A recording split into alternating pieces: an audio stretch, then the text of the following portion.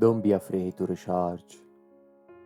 We live in a world that glorifies exhaustion, but breaking yourself isn't strength.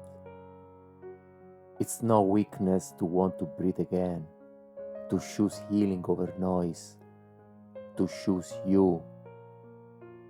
We rush, we push, we draw in expectations, forgetting life was never meant to feel this heavy.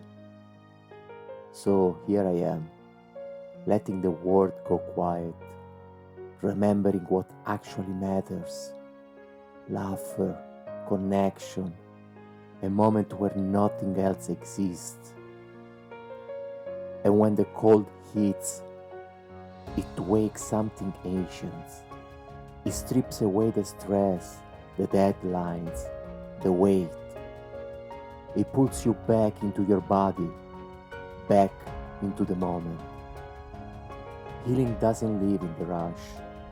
It lives here, in silence, in breath, in the courage to let go. You don't need to escape the world.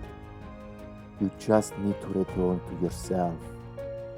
Slow down, rest, reconnect.